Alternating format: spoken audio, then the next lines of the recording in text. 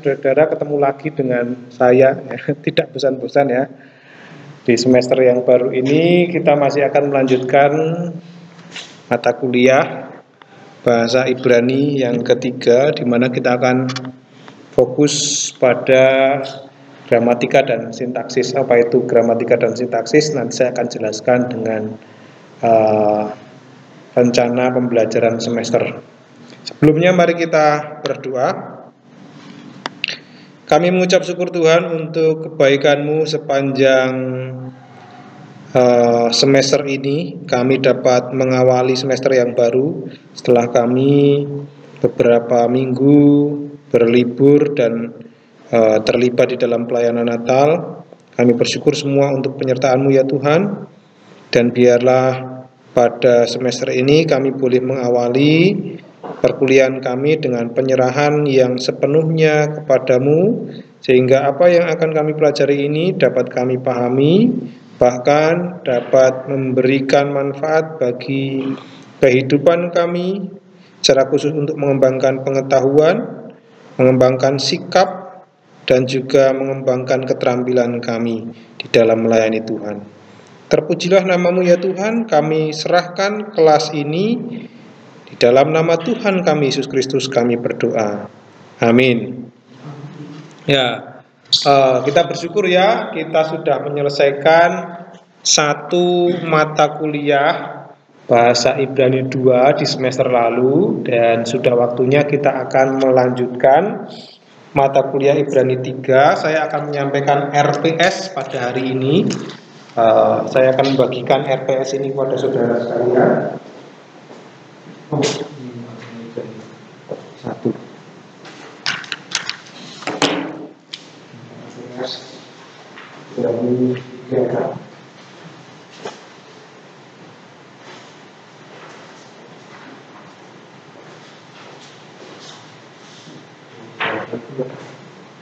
Oke. Yang ada di tangan saudara adalah rencana pembelajaran semester pada Ibrani 3. Kita akan lihat di situ, saudara bisa perhatikan di dalam Ibrani 3 ini kita akan mempelajari gramatika dan sintaksis serta pendalaman terhadap unsur-unsur yang terdapat di dalam kata kerja, di dalam kata benda, kata ganti, dan jenis kata dan tanda baca yang terdapat dalam bahasa Ibrani untuk mempelajari naskah Perjanjian Lama, khususnya Masoretic Text ya, yang berkembang pada abad ke-7 Anno Domini atau sesudah ya Masehi ya, bukan sebelum Masehi tapi abad ke-7 Masehi. Masih ingat apa itu Masoretic Text? Ya, Masoretic Text itu adalah naskah yang dibuat oleh para masoret ya.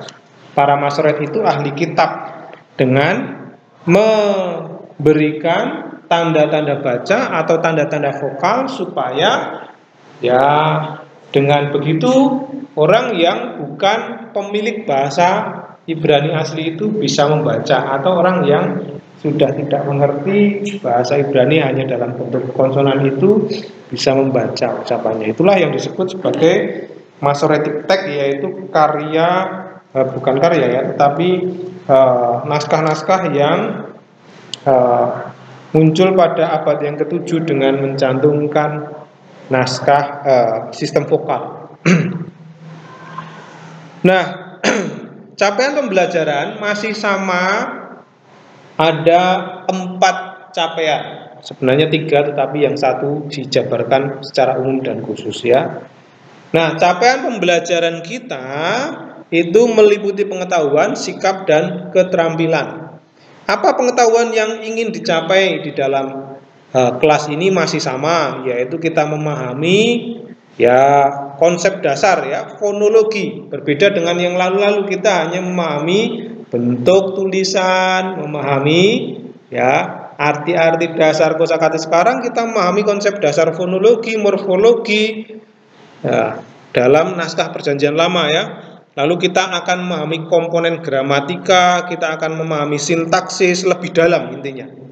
Nah, lebih dalam. Kemudian sikapnya saudara bisa lihat di situ, yang pertama dengan belajar bahasa Ibrani ini saudara diharapkan untuk menunjukkan sikap menghargai Alkitab. Ya, semakin menghargai Alkitab sebagai firman Allah, ya, sebagai firman Allah. Di masa sekarang ini banyak sekali orang yang sudah tidak lagi mempercayai Alkitab, apalagi menghargai, ya, tidak lagi mempercayai Alkitab, bahkan menganggap firman Allah yang tertulis itu sebagai suatu hal yang konyol, ya, sesuatu hal yang tidak masuk akal, sehingga dijadikan sebagai bahan lelucon, ya. Nah, ada di dalam keyakinan-keyakinan tertentu yang menganggap semua yang tertulis di dalam Alkitab itu tidak masuk akal. Nah, bagaimana dengan kita? Saudara belajar bukan supaya saudara merasa sombong dan merasa lebih tahu, karena Alkitab itu adalah firman Allah yang sangat dalam, yang tidak terbatas untuk terus dipelajari. Ya, jadi saudara, ketika kita belajar Alkitab, kita diajak untuk terus menghargai Alkitab. Mengapa?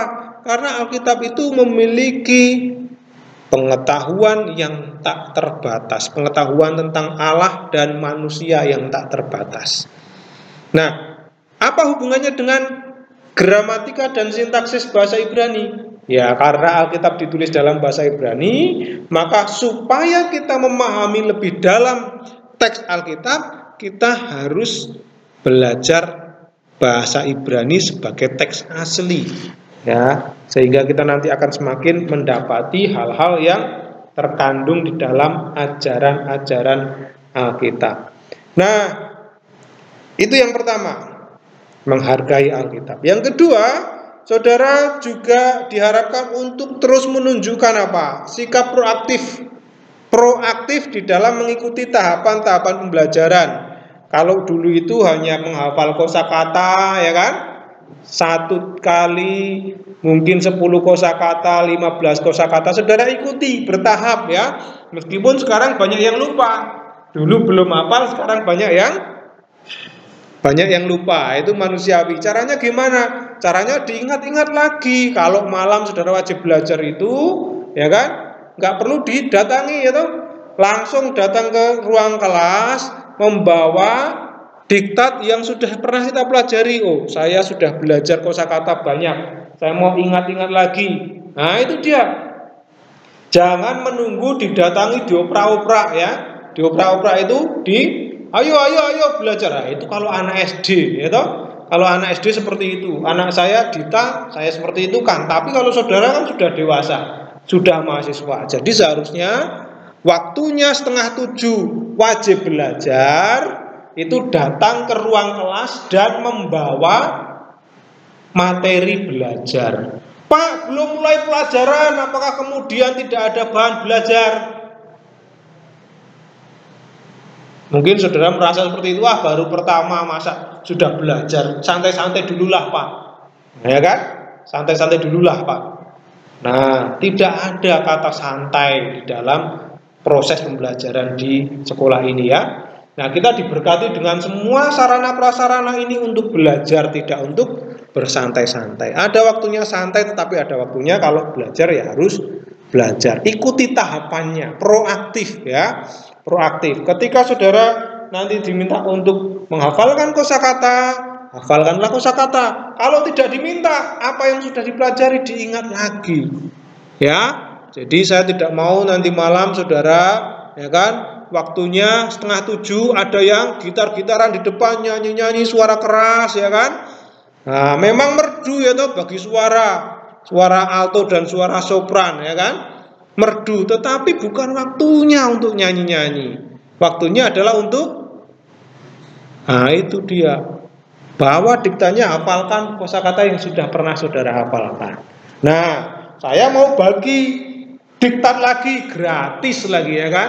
Nah, ini diktatnya gratis, ya toh. Kalau dulu saya harus tahan untuk makan siang supaya bisa beli diktat. Saudara tinggal terima, iya, terima gratis. Enak toh? Tapi jangan dianggap murah yang gratis itu. Ini bukan barang murahan, diberikan kepada saudara-saudara supaya saudara itu benar-benar memiliki kesempatan untuk belajar lebih dalam. Jelas ya?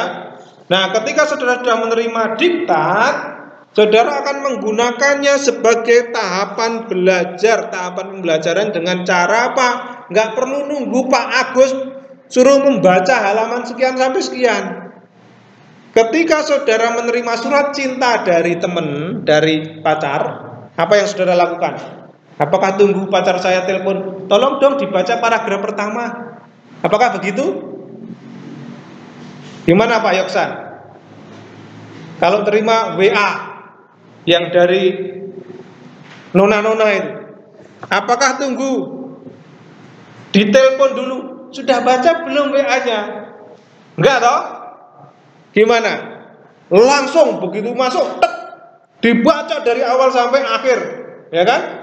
Langsung apa? Apakah langsung dihapus? Enggak. Diapakan? Wah, dibaca ulang dulu biasanya. Kalau ada kata-kata yang manis kan dibaca ulang, ya enggak? Dibaca ulang mungkin sampai 5 kali karena ada kata-kata yang membuat hati itu berdebar-debar, kan begitu. Nah, baru kemudian dibalas. Ketika sudah ada tanda balasan, mana ini balasannya kok nggak muncul-muncul, baru ngetik ya kan? Ditunggu-tunggu, nggak muncul-muncul lama begitu. Itu sama seperti diktat ini. Harapannya saudara menerima diktat ini itu sama seperti menerima surat cinta. Nggak perlu ditunggu perintahnya Pak Agus, baca halaman sekian sampai sekian. Tapi ketika saudara terima nanti pulang dari kelas ini, apa sih isinya? Ketika ada jam kosong, bukalah diktat ini. Ya, karena diktat ini adalah buku pegangan. Saya tidak lagi akan membuka bab per bab, ya kan? Dalam pertemuan-pertemuan, tetapi pertemuan ini nanti akan langsung kita berproses. Dalam arti saudara akan lebih aktif untuk mulai menerjemahkan dengan cara melihat diktat. Oke, saya akan jelaskan lebih jelas. Silakan pilih salah satu. Oke, silakan pilih salah satu. Pilih salah satu. Pilih salah satu. Oke. Ini adalah tugas saudara untuk tahapan pembelajaran berikutnya. Di hari Kamis ya, kita ketemu ya. Di hari Kamis, saudara akan menerjemahkan terjemahan ini. Ini saya ambilkan dari teks Kejadian pasal 1 dan pasal 2. Jadi saudara bisa melihat kamus, bisa melihat diktat, dan kembali bisa membandingkan dengan teks bahasa Indonesia yang sudah ada. Tetapi tugas saudara bukan untuk memindahkan LAI, terjemahan LAI ke dalam terjemahan itu. Bukan. Jelas ya? Mentang-mentang itu dari Kejadian 1, saya buka Alkitab bahasa Indonesia lalu saya salin di situ. Karena apa? Belum tentu terjemahan LAI itu sama seperti terjemahan kita. Maka saudara seharusnya mulai membuka diktat ini. Apa sih isinya diktat ini? Kalau saudara perhatikan di situ, isinya itu adalah berbagai cara untuk menerjemahkan. Contoh, di situ ada kata B di dalam halaman yang ke-75. Lihat di situ halaman 75 di dalam daftar isi saudara. Nah, sekarang langsung buka ya, ini pertemuan pertama langsung buka diktat. Enggak perlu lama-lama. Lihat halaman 75. Ada halaman 75 di daftar isi. Daftar isi halaman 75. Daftar isinya. Di situ ada preposisi B, betul ya? Nah, dulu kita hanya menerjemahkan B itu apa? Dalam. Sekarang akan saudara jumpai pilihan terjemahan B itu banyak sekali. Caranya gimana? Lihat di dalam buku ini, lalu kemudian ketika saudara menerjemahkan teks ini, mana yang saudara pilih? Kalau ada preposisi B di situ, saudara akan terjemahkan dalam, bagi, dengan, pada. Itu saudara melihat diktat ini. Jadi diktat ini adalah penuntun saudara untuk menerjemahkan teks. Jelas ya, saudara-saudara? Nah, nanti setiap minggu saya akan memberikan tugas ini sebagai bagian dari tugas kelompok ini. Saudara boleh mengerjakan bersama-sama, jangan khawatir. Boleh saling berdiskusi karena ini tugas kelompok. Tetapi setiap saudara itu masing-masing berbeda, tidak sama.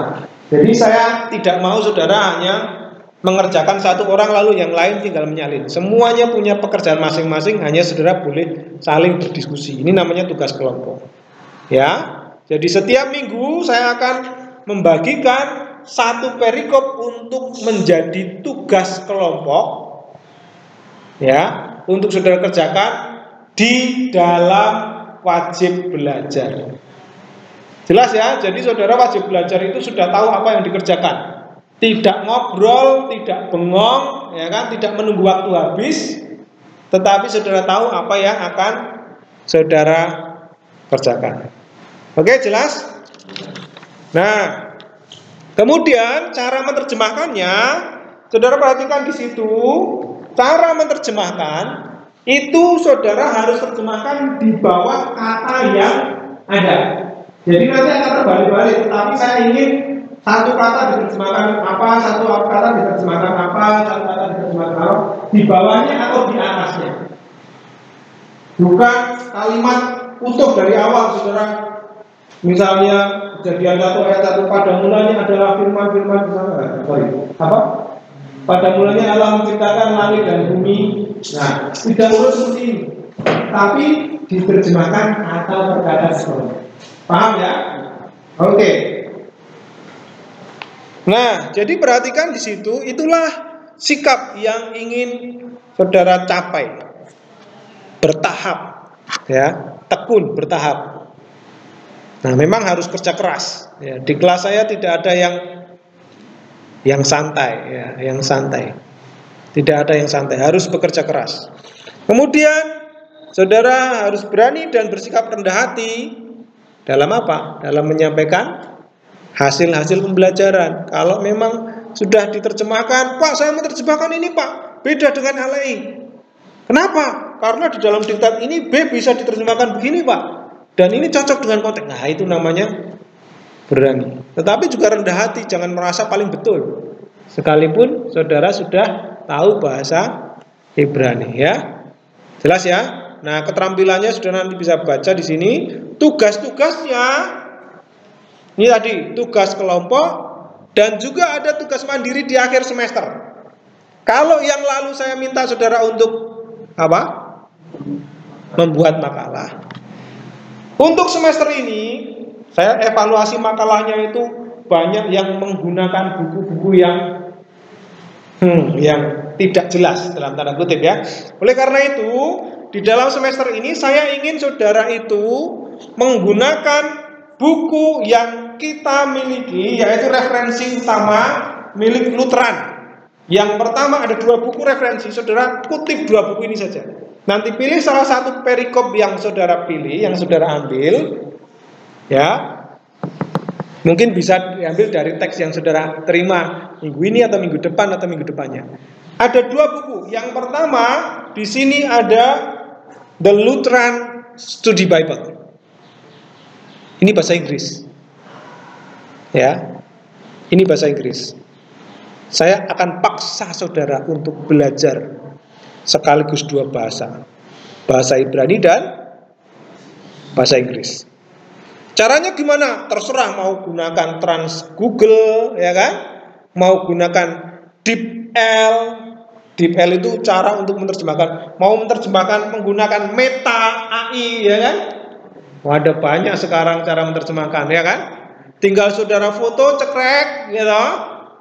lalu kemudian dibuat PDF, lalu terjemahkan. Gampang ya? Saudara masih muda, seharusnya teknologi lebih menguasai saudara. Pak, saya tidak mendapatkan akses untuk HP. Berarti saudara harus menggunakan waktu di mana saudara punya akses untuk HP. Boleh pinjam, Pak, saya mau pinjam HP untuk foto ini, Pak. Boleh. Kalau memang itu sulit, nanti tak pinjemin HP untuk saudara terjemahkan. Nah, begitu ya. Tapi hanya untuk memfoto, bukan untuk mem-WA dan sebagainya. Ya kan? Nah, ini yang pertama bukunya. Yang kedua bukunya adalah Luthervox. Ini buku-buku yang merupakan penafsiran karya Pak Martin Luther.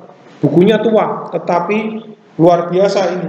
Ini contoh dari Luthervox dari pembahasan kejadian pasal 45 sampai 50. Ini hanya 5 pasal saja, saudara. 5 pasal tafsiran kejadian, 5 pasal setebal ini. Ya kan? Jadi kalau saudara misalnya ambil teks dari kejadian pasal 45, lalu ayat 1 sampai ayat yang kelima misalnya, maka saudara perlu menerjemahkan ini. Lalu memparafrase ulang, membuat dengan kalimat saudara. Enggak harus terjemahan saklek, tapi terjemahan saudara diparafrase ulang. Oh, ayat ini maknanya ini. Bandingkan dengan yang ini. 2 ini. Enggak usah banyak-banyak, 2 ini saja untuk membuat analisis teks. Jadi bentuknya bukan makalah, tetapi buatlah khotbah. Jelas ya? Khotbah dari teks tertentu, lalu isinya, uraiannya menggunakan ini. Jelas ya? Jelas? Oke, jadi itu yang kedua. Lalu ada UTS 25% dan UAS 25%. Jadi tugas kelompok, tugas mandiri, UTS dan UAS semuanya 100%. Ini tugas-tugas perkuliahan. Bukan presensi. Kalau presensi itu nanti mendapatkan perhitungan tersendiri ya. Ini tugasnya. Jelas ya? Nah, jadi daftar referensinya saudara bisa melihat di situ ada buku-buku yang jarang disentuh ya. Jadi ini ada di dalam buku yang rak yang paling paling dekat dengan lorong ya. Nah, saudara silahkan untuk membuka buku-buku ini supaya saudara itu betul-betul tahu karya Martin Luther itu seperti apa. Ya, karena kita adalah STT Lutheran, jadi makalahnya pun harus mengacu kepada buku-buku Lutheran, jangan buku-buku yang lain. Oke, itu adalah silabus dan RPP yang bisa saya sampaikan. Apakah ada pertanyaan, saudara-saudara?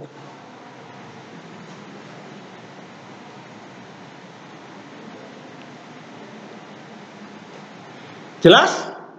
Nah, kalau sudah jelas, maka silakan saudara mulai bekerja. Silakan saudara mulai bekerja dengan pertama apa? Membaca. Karena saya yakin saudara sudah sedikit banyak lupa cara membaca, betul?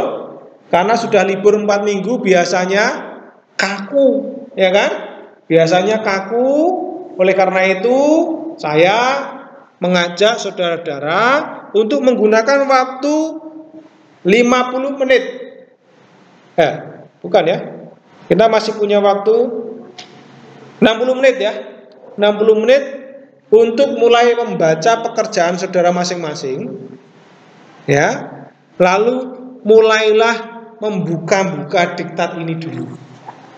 Isinya apa sih sebenarnya? Ya, isinya apa sebenarnya? Mulai dari daftar isi dulu. Lalu besok saya akan tanya, gimana? Apa yang saudara temukan? Apa perbedaan buku ini dengan buku-buku yang diktat yang di awal? Ya, diktat yang pertama dengan diktat yang kedua ini bedanya apa? Itu yang saudara perlu lihat. Kalau sudah jelas, saya akan berhenti di sini dan saya persilahkan saudara untuk menggunakan waktu 60 menit itu untuk mulai membaca teks yang saudara pilih itu. Lalu bacalah berulang-ulang di dalam hati, lalu kemudian mulailah menerjemahkan. Karena besok hari Kamis kita akan bahas terjemahan itu. Jelas ya? Kalau yang belum membawa kamus, silakan kamusnya dibawa, diktatnya yang dulu dibawa, lalu kemudian cobalah untuk mulai menerjemahkan ini. Paham ya, saudara-saudara? Oke, cara menerjemahkannya paham? Jelas? Oke, selamat membaca. Tuhan Yesus memberkati.